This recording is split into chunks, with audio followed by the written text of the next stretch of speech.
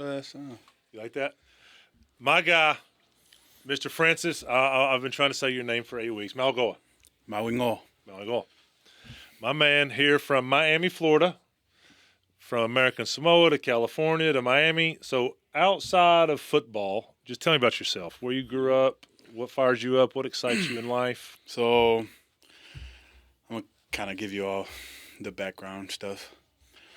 Growing up in American Samoa, I was the third to the youngest. I have 6 siblings, 4 brothers, 2 sisters. All my older brothers, they play football, and my older sister played volleyball. So of course, everything was kind of competitive in our home. Everything that we do it to the max. My parents, my dad worked as a taxi driver at night, and then he worked at a gas station during the day. But my mom worked as a vice principal at our old high school. So, they're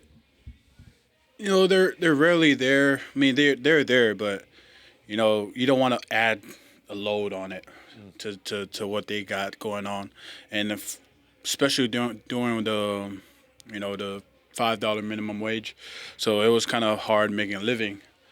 I guess that's why kids often leave the island to come here, whether that's football or military. Those are the only 2 ways that I see kids leaving home to come and try to make a future out of it.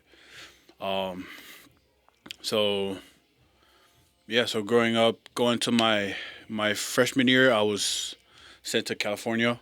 Me and my older brother, we played at San Bernardino St. Thomas Aquinas for a year. Then 2020, COVID hits, went back home. Kind of share that our experience with the kids back home. They, even at a young age, they still looked up to us. And there's a lot of coaches that want to improve the game of football. In American Samoa? In American Samoa. Kind of grew up in an era where kids often share their mouthpiece just to get into the game. So the game of football was really big back home. Everybody would do anything just to get on the field.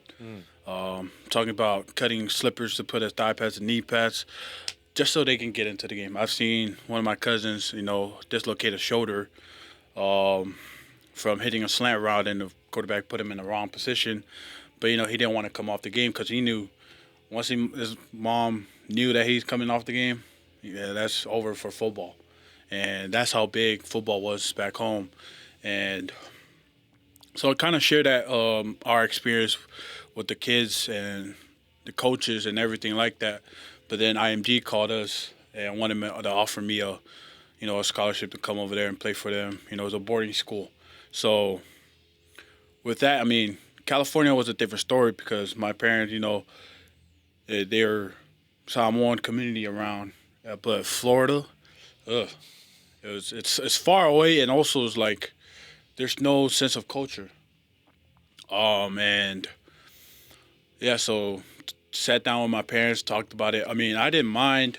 I didn't really know IMG by that time, but during my research, I mean, they got one of the best programs ever in high school history, and it was kind of a no-brainer for me, but for my parents, it was a huge sacrifice that they got to make, just because of how far it is and stuff like that. So they ended up making that decision to send me off to IMG Academy, and that's where everything kind of started for me. My parents left to go to college. I had to learn English by myself during my junior year, and it was one of the moments where you got to know how to handle your stuff without your parents being there to hold your hand. And that's where I kind of hone in all the skills, kind of learning at a very early age. And just being responsible for my actions. And, whatever I do, I know that there's consequences to my actions, and whatever it is, I mean, it's, I got to make sure that I don't do anything that'll, embarrass my parents. Man, oh man, oh man. All right, so I'm not even going to try to say the school in California you went to, St. John's Aquinas and blah, blah, blah, blah, blah. So you said you learned English your junior year at IMG. So what, your whole freshman year in California, you didn't know English? My whole freshman year, I was with my brother, and he was kind of my translator. That's crazy. Yeah, so I was kind of a. Well, when did he come over? When did he come over? So he's 2 years older than me. So he had learned English for 2 years before you got here. Well, I mean, he knows more English than me. But my point is that you all didn't grow up speaking English. No. So he didn't know English either until he got here. Yeah, I mean, a little bit, but he knows more than me. I didn't know English. Like if you look up an interview from me from St. Thomas Aquinas, the most embarrassing interview. I can't wait. Let's look that Timo. Let's pull that up and post it on a Triple F Instagram. No. Yeah. My older brothers played football, so that's where it kind of transited me into playing football because I want to carry the tradition, in playing football. And then, when I played football, my 6th grade, played JV football for high school because I was 6 foot at the time. Right when I entered that field, I knew that was my sport. Well, yeah, for sure. All right, so brother, so then you got to go back to, and I can't say Samoa like you say it. Samoa. Yeah. Samoa. So when you go back to Samoa, your sophomore year, so that's your brother's senior year. Yep. So then he goes to play college football, I'm assuming. Where? Washington State. So he goes to Washington State. That's Wazoo, right? Yeah. Was he with Essa, or did they miss each other? I think Essa was in junior college playing basketball. He was with Christian. Okay. So Christian was probably there the whole time. Essa got there later after he had a crazy journey. But anyways, so he goes to Washington State. Now, do you have a younger brother? I have a younger brother. Old? He wasn't in high school, though. By the time when you went to IMG, he's probably a lot younger than you, huh? He's 2 years younger than me. Is he a football player? He was. I got you. Yeah, he's working back in Hawaii now. I love it. So for all the geography majors out there that have a PAL high school education like me, American Samoa is close to Hawaii. It's about the same distance from LA to Hawaii. But it's on that side of the country. So Yeah. when you say Florida's far away, it's because you're going all the way All the across. way. Yeah. And California is so diverse, and like you said, when you were in high school there, it felt more familiar to home, at least a little bit. Yeah, there were like Polynesian kids out there. There was Tongan kids and there was Samoan kids, and we kind of built our own community. Because that's the closest, obviously, state to the island. To the island, So, yeah. so when people come over to America, they hit California first. That makes sense. All right, so then you go to IMG. Now you're on your own. Big Bro can't translate for your ass anymore. No. So we're down in Florida. Yeah. Do you feel like that is one of the reasons Miami had such a great shot to land you is because you were already there, close by? You kind of fell in love with Florida? Because all the Tennessee people are upset around here. They still remember when you and Nico were supposed to be the duo. All right, so they're still yelling at me about that around here. But so do you think even if you would have still been in California, you probably would have chose Miami anyways because of Cristobal and those boys? Yeah. Coach Cristobal and Coach Mirabal build that bond with them very early. I guess in my sophomore year, kind of talk with them and everything like that. But even if they're at Oregon, I'll still choose them because in my opinion, Coach Cristobal and Coach Mirabal are the best O-line coaches duo. And they are going to build their team around the O-line. Yes, sir. All day. You can tell it by watching the game. For all the people out there, build your team with the big boys. And when you get to the end of the season, strong men are still strong, fast guys are slower, little guys are littler. The big boys just get bigger and stronger. They eat their cheeseburgers, and as the season goes, as long as they're healthy, they're still big and strong. Them Cuban food down there would be dangerous. Ooh. Them Cuban food. We'll wait to post this until after you get drafted. But you might have been a little heavier after the season than you are right now. And Yeah. That Miami food got you. Hey, listen, man. Essa walked back in here the other day. We won't tell the coaches for the Chiefs, but Essa put on that freshman 30 after his rookie season, so he's got to get his butt back in shape. Yeah. I could always tell if you show me a picture throughout my career of me without a shirt on, I know what time of year it was because I was enjoying myself. I got a little thicker during the end of the season. Things started getting stressful. You started eating a little bit. Yeah. But I love it, man. So now 3 and out at Miami. 3 and out. Obviously, 5-star IMG NIL was good to you. It's nobody's business how much, but what a cool blessing. Obviously, you were able. Yeah, it is a blessing because me and my brother had this long goal in our mind. Our priority goal was to retire our parents, and thankfully the NIL we were able to do that very early. And it didn't take much for a taxi driver making $5 an hour. Your parents are probably pretty low maintenance, huh? Yeah, I mean, we got them a house down in Miami, and love it. they're enjoying themselves. I love it, My man. dad's a big golfer, so he's at the golf course every day. Good for him, man. Good for him. And then, so little brother, you got one in Hawaii. Mm-hmm. You got a bro in the league. What Yep. position does he play again? Linebacker. Linebacker. Cisco Mauigoa. And then, is anybody still on the island, or is everybody over here now? Immediate family, everybody's over here. Everybody's scattered around. I have a brother, and the oldest brother's in Kentucky. Ooh, you yeah. got a little redneck living. I like it. I like him. He's my favorite Mauigoa, I bet. Yeah. He's kind of the chill one. That's really he's stationed in Alaska, but I guess I don't know why they moved to Kentucky. But He's in the military. yeah, he's in the army. And then I got another brother in Washington, living with his wife and his little kid. Oh man, Uncle CC. My guy, I like it. yeah. So far, like I have now it's like around 5 nieces. Never didn't know nephews. No nephews. Looking for a nephew. You might have to be the first. You be a good girl dad though, man. You be a good girl dad. She'd be the safest. She'd be protected. Oh. That's for sure. All right, so let me ask you this question. Polynesian culture. Mm-hmm. I've never met a poly that wasn't similar. Explain just to people out there, like, why family is so important. Why, and listen, I'm not going to talk about any other race. I don't want to get canceled. All right, for all the people out there, but to all the other races, ethnicities. Oh my goodness, I went to ethnicities. Whew.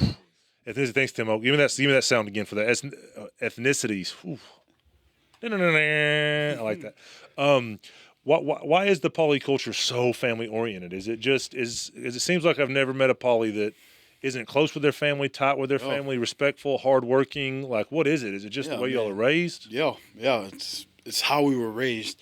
I mean, growing up in Ireland, I mean, with the $5 minimum wage, I mean, you got to depend on your neighbors. Like, it takes a village to raise a kid. And growing up, I mean, everybody was family. Everybody, you go to this house and they treat you like family. You go to that house, it's the same thing. And it's just how we do things because it's a little island that everybody knows each other and everybody's like, looking after each other. And, when I was young, shoot, after I eat at my house, I go to the next house and I eat at their house, and then I go to the other house and they're cooking food. I'm eating at their house. So it was like that. It was, everybody looked after each other. It's just, what goes around comes around.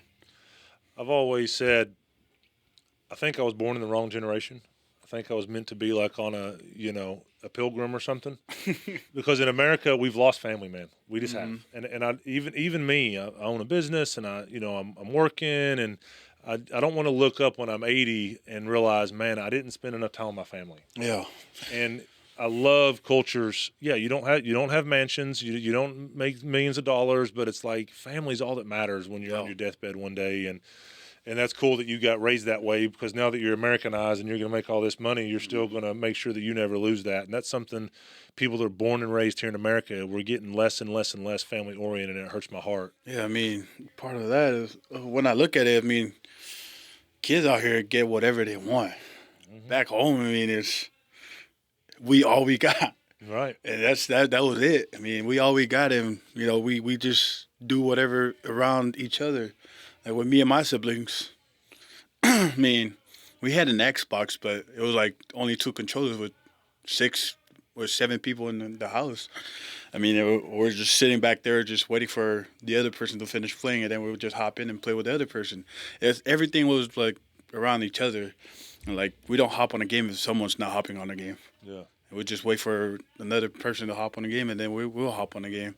It was just that. I mean, the childhood that I was raised up in, it was, I'm blessed to be raised up in those moments, because it built who I am, and it represents the Samoan culture as much as, like, I remember them days where kids used to, hang around in front of the house. Like, kids from the village because we had like a big front yard. Everybody would just come over. We'd just play rugby or football. I mean, it was an awesome childhood. I mean, it's we didn't have video games and all that to like keep ourselves inside, but we were outside, socializing with other kids from the village. That's something I've studied a lot lately is just being outside. It's another problem in America. Hot take for everybody out there listening, our 200 followers here. But it's like, get outside. All right, so tell me if this is true or not.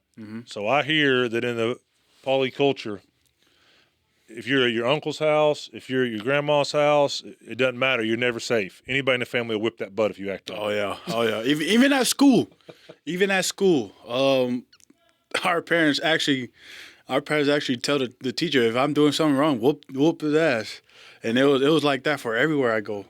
I mean, even because we're so built on respect. I mean, the elders know a lot, and if with that coming, I mean, if I'm doing something wrong and a teacher knows that I'm doing something wrong, the best way for me to learn is getting my ass whooped, and that's just how it was. See, we need to bring that back. It's for the good. Yeah. It's for the betterment of me because now I know not to do that anymore. But if a teacher just tell me not to do it, I mean, of course I'm gonna do it again because I'm not feeling the consequence. So I fell in love with psychology at Marshall, and I got a psychology degree. And I used to get in this argument with one of my professors. I loved him; he was awesome. Shout out to my man Keelan Hinton, changed my life. But he asked me one time. He said, "When you spank your kids, he's like, Lee, you realize that they don't repeat the behavior not because they know they did something wrong, but because they're scared of getting spanked again." And my response was always the same. I don't care. Yeah. They're not repeating the behavior. Yeah, that's the best part is they're not doing it again. Yes, they understood there was a consequence to a behavior. And even though they might not understand the behavior was wrong, they understand there's a consequence that's going to come from this behavior so they don't do it again. Yeah. So then for when they're a grown-up and they actually have a brain, they understand things, then now they directly relate, hey, when there's a consequence I don't do it. Yeah. And I was stubborn and young back then, but it's and I'm not a proponent of punching kids in the face and beating on kids. There's abuse, no doubt, but there's a correction with kids when they're younger to where it's not abusive. Punching kids in the face, getting a baseball bat and wrapping it in barbed wire and beating your kid with it, like that's not what I'm talking about. No. I'm talking about It's disciplining your children. Disciplining. That's awesome. All right, so last night you did something that has made it gives me chills thinking about it. I sent my wife the picture this morning because she's down in Miami. She's at Fort Lauderdale right now. With my girls. I got to go. I'm going to Downs Pro Day, and I'm moving around, so I kept Brock, my younger boy, here with me. But my girls are down in your neck of the woods. You did our Bible study last night with our kids. I don't care what round you get drafted in. Obviously, you're going to get drafted high. Obviously, you're going to have an unbelievable NFL career and make a bunch of money and all the cool stuff. But how fired up you are for Jesus. Why? Is that also very common in America and Samoa? Yeah. So tell me when it started. When did your just fire for Jesus? And not only your fire for Jesus, but you're in an environment that you've only been in for 8 weeks. You don't know anybody here besides our little nucleus of Triple F people that have become family, I hope, to you, and will be family for life. But to want to pour into 20, 30 kids in a town that, you really have no loyalty to, why? Yeah. I told the kids this last night, too. I was in my teenage years when we went to Western Samoa. So American Samoa is a different island from Western Samoa, but it's 30 minutes, airplane ride, but they're 24 hours ahead of each other. So American Samoa is 24 hours behind Western Samoa. So when we went to Western Samoa, I was with my family and, everybody, my cousins, aunties, and uncles were over there. Oh, man, it was one Sunday where I just woke up. I was like, the devil got me. I didn't want to go to church. And I told my dad, I don't want to go to church. He's like, hey, go look for your clothes, put it on, and we're going to church. And I was like, but I don't want to. Like, I don't see the point.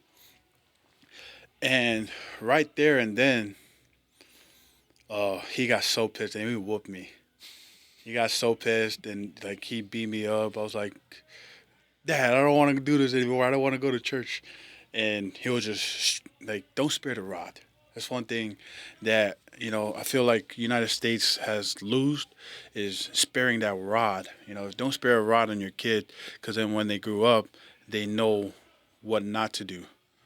Like we just talked about, and you know, but then like from that time on, I kept thinking of like why did my dad beat me up?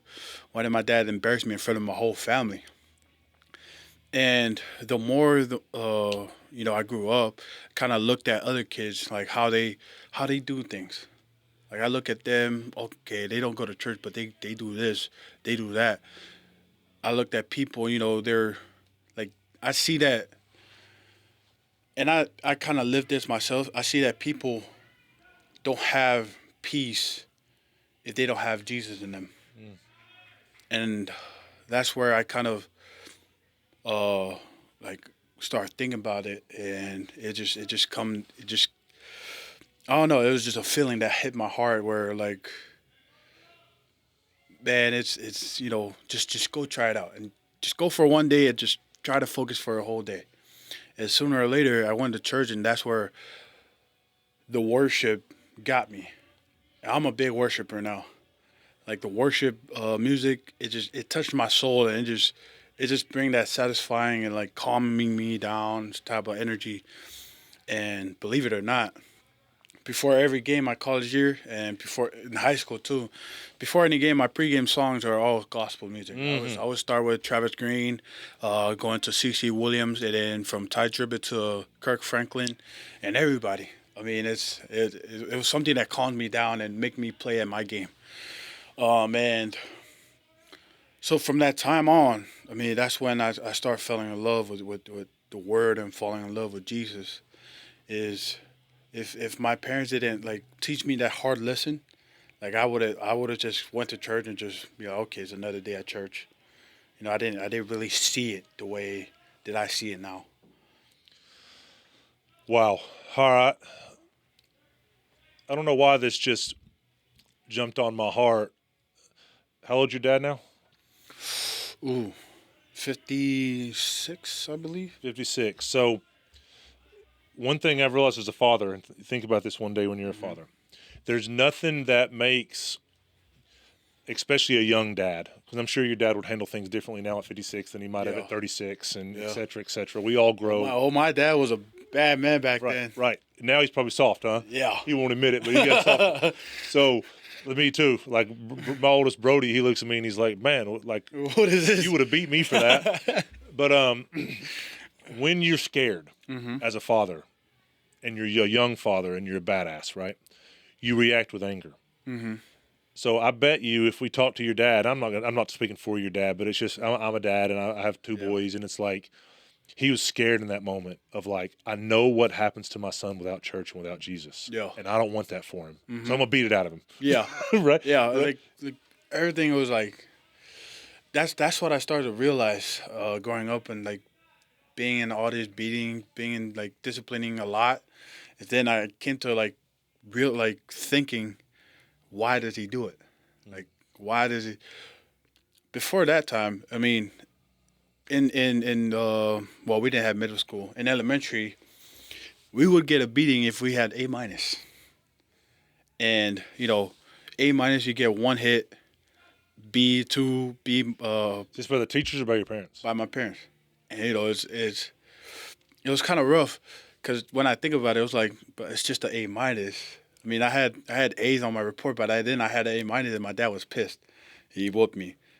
But then now to think of it, it was like I don't have any excuse on why I didn't get the A minus, why I didn't get the A. I mean, if I had time to study, if I had a lot of time being on the phone or playing around with my siblings, then there's no excuse for me to get an A, to not get an A.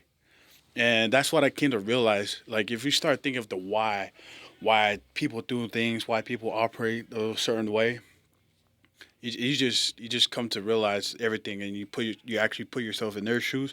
It just makes a life way easier, knowing why they do it. That's awesome, and it's so hard for kids and teenagers especially to see that when they're being disciplined. Because the number one person that's supposed to protect you and love you is your father, right? Yeah. No one would burn the world to the ground to protect you like he would. Yeah. But also, he's the one beating me. So then, in the teenage brain, it's like, well, this doesn't make any sense. It's uncomfortable. Why is this happening? And then all of a sudden, you get older, and it's like, man, he was comfortable making sure that even though it hurt him to beat you, trust me, like, even though he might not have shown it, like, that's the last thing he wanted to do. And it's like, he knew that no matter what, you had to have discipline and you had to understand the way to operate to be great, or else down the line, it would have been a lot harder for him to look at what he created and that be somebody that didn't understand those things. And you wouldn't be sitting here having this conversation as a projected first-round draft pick, and you call these Miami Hurricane coaches, and you call any single person. You call these 30 kids in 5 years and ask them about the time Francis did Bible study at Triple F. Like, all the people that come in contact with you, it's like they just rave about you. Yeah. And that's because your dad was willing to dedicate his entire life to 10 human beings, which he's nuts for, by the way. Yeah, I feel like I guess people in American Samoa don't give vasectomies. Huh? No, I feel like that's part of his love is that tough love. Yeah. It's called tough love, where he's beating me so that I don't do it, so that, you know, when I grow up, I don't fall for the same mistakes and most likely lose a life. Yeah. That's one thing that I see when he whooped me for not going to church, is he don't want me to fall losing my life to the world. You know what I mean? And it's you know, it's something that I'm very grateful for my dad for doing that. Are y'all close now? Oh yeah. I try to go golfing with him whenever I get a chance to, because, you know, that's one thing I want to spend time with my family, with my dad, and it's just, you know, he golfs a lot, so I'm like, all right, Dad, let's go golfing, and he just pumped up for it. That's awesome. I can't wait for the days. It's funny, Brock. We went golfing out in Texas what day is today? Over the weekend, and he told me on the way home, he's like, Dad, I want to start playing golf every 2 weeks. Yeah. And he's at that age where I'm not cool anymore. He wants to hang out with his little girlfriend. So immediately I get online, I'm ordering golf clubs. I'm like, man, this dude wants to hang out with me every 2 weeks. That sounds great. Yeah. So as a pops, it's like when your boys hit that age to where they want to do their own thing, or they're playing college ball, or they're gone. Any chance as a dad, like, you get to hang out with your boys, it's cool, man. So yeah. So I love it. Well, let's talk about NFL football first. What are you the most excited about? Or do you even know? The journey. Yeah. The journey. I mean, I'm excited to, you know, I put away my college years, and now I'm excited to, you know, play pro football and to be at the best level that, you know, the game of football has to offer. I love it. Is there anything, because there's so many unknowns, right? I don't care if you're a first-round pick or a free agent. There's unknowns, and it's an uncomfortable time because you refuse to lose. You refuse to be an A- player, right? Yeah. So once again, is there anything that you're like, man, I'm a little uncomfortable, I'm a little nervous about this, and once again, we won't post all this stuff till after the draft. But I want to. Is there anything that you're like, man, I'm excited to get this over with, so at least I know and I can get comfortable, because it's obviously going to be uncomfortable. Where you're going to get drafted? I hope you get drafted to the snowiest place in the league, just cold as piss. I mean yeah, but I mean that doesn't really matter to me. I mean, growing up, I mean, I'm always taught to like be appreciative of what you have, and so wherever I go, I mean, it's, you know, it is what it is. But, you know, one of the things that always gets me nervous right now is like that first, or, you know, the first rep in practice. Yeah. You know, once you get that first rep in practice over with, everything starts coming comfortable. Just like in the game where after the first play, you know, it's all right, now it's game on. And, you know, it's just because I know coming into high school from Miami, or from IMG Academy, I mean, I was a 5-star recruit coming out of high school, but when I got to Miami, I was a 0-star. Everybody, you know, I mean, everybody kind of looked at me like I was a 5-star, but in my head, I was like, I got to earn everybody's trust. I got to be able to put down. Everybody was stronger, faster, you know, smarter than me, because I never played a down of football in college. So from my point of view, I was like, okay, let me earn all these guys' trust back, trust, so that I can be on the field. I love it. One of the things that one of my why in life is my parents' sacrifice. Sending me to IFG Academy. They didn't know what's gonna happen, especially with the kids and a lot of there was no Samoan culture. There was no people to look after me and all that. But thankfully to their sacrifice, that it made me who I am, and I don't want to let their decision go to waste. And that's how I just operate in everything. Is like, I mean, you trusted me to do something. I'm not letting that trust go to waste. Just like how, if an agent got me here, I'm not letting an opportunity go to waste, because there's people that depending on me, and there's people that trust me to come here and be the best that I can be. And it's just it is what it is. But that trust is something that I value the most. I love it, man. So back to 0 stars in the NFL. That's the way you look at it. Yeah, I mean, coming in the first rounder or free agency, I'm gonna earn everybody's trust before I started looking down on my shoulder. I mean, it's the trust that I earn is something that I value the most, because one thing me and my brother talked about is we're never getting subbed.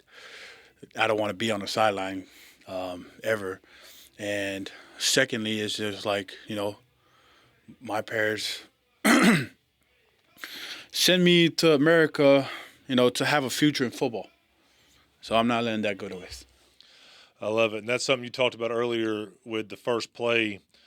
I don't know if you're like this, but I was like this.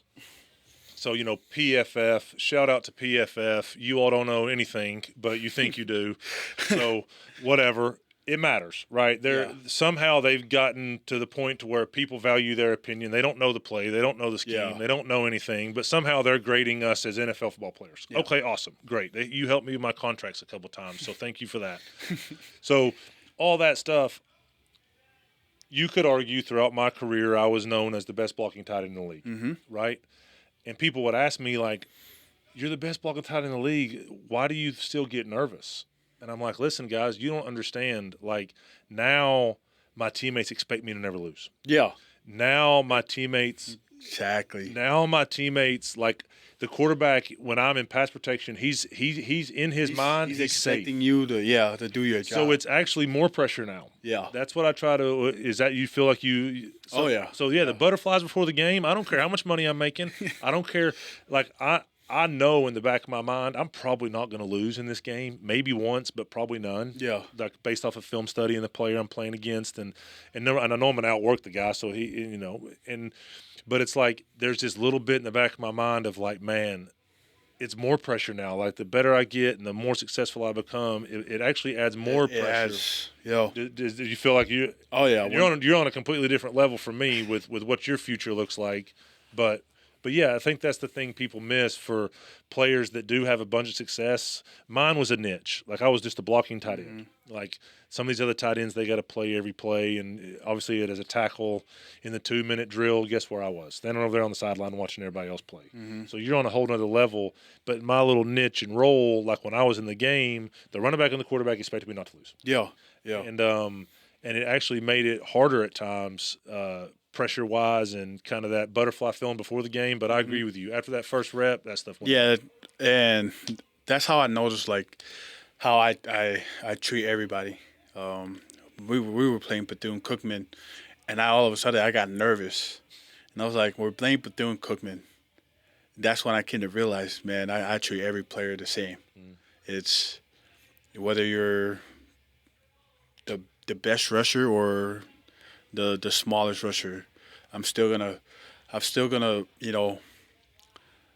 watch you the same way. I'm still gonna study you the same way, do everything that I could, and I'm still gonna be nervous before the game. Like, So I don't want them butterflies. I'm not nervous that. Tell me if you feel this way. I'm not nervous that you're going to beat me. I'm nervous I'm going to let my teammates down. Yeah. That's it. Like I mean, there's no perfect player in Right. football. I mean, if you beat me, then yeah, I'm not letting that play happen again. But at the same time, when I see that, it's like I'm not gonna let my player down. I'm not gonna let the team that put their trust in me to play that position be the starter to let them down. Because part of it is like your team trusts you enough to put you on the field. It's that's when you got to pick your stuff up because the team is as strong as the weakest link. And I'm not going to be the weakest link. Coming in freshman year, every game I get nervous because, I always think like I'm a freshman. But some point in time where you just got to think to yourself, man, you need to grow up. You're not in high school no more. You're in college. Even if you're a freshman, you're starting.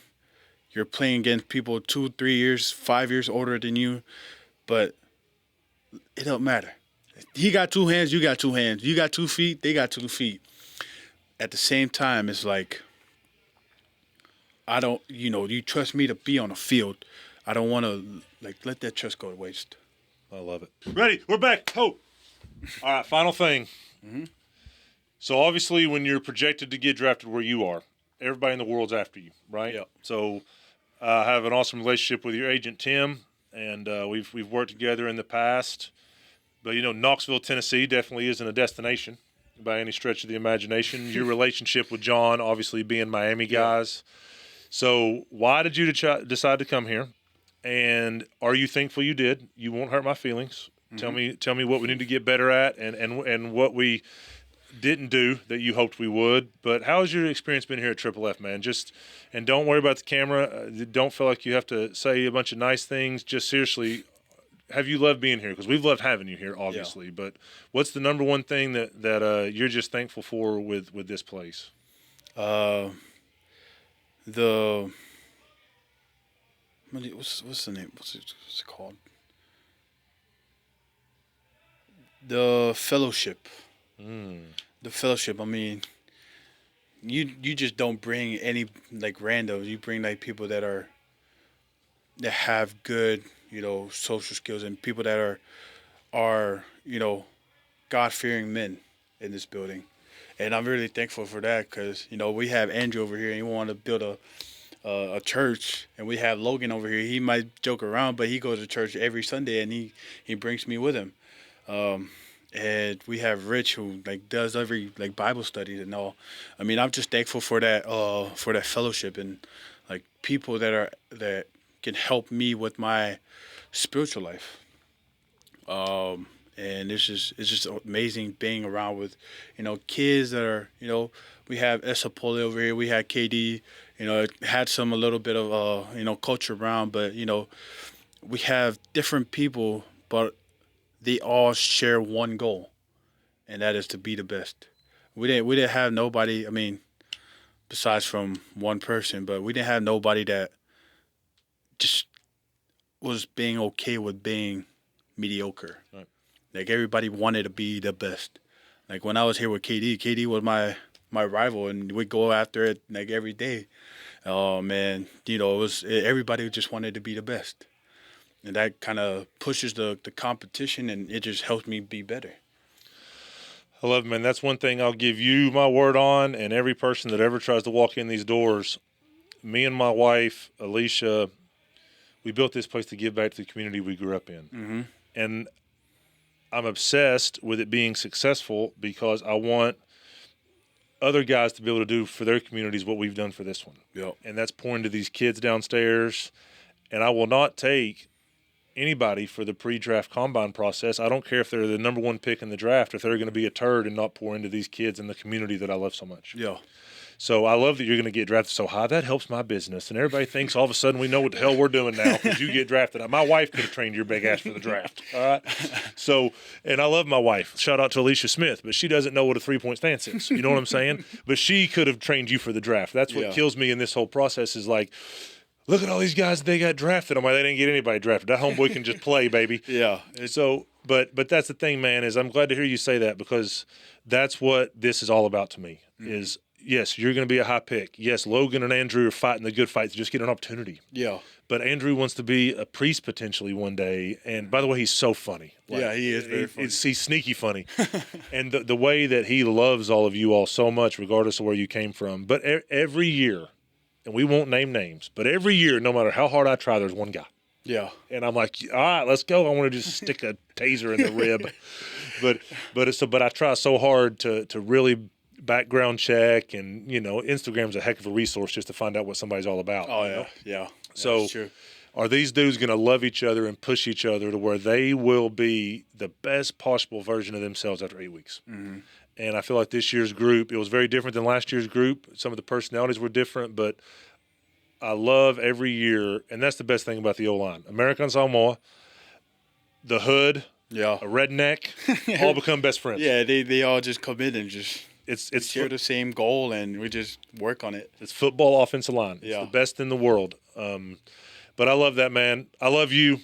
I love your family, even though I don't know much of your family. You have made this place better. Thank you for doing Bible study last night. Oh, no problem. Go chase the Hall of Fame and all your dreams. Never set your sights short of anything but the Hall of Fame and winning a championship at the next level, because you are one of the most gifted kids, young men, I've ever been around in my life.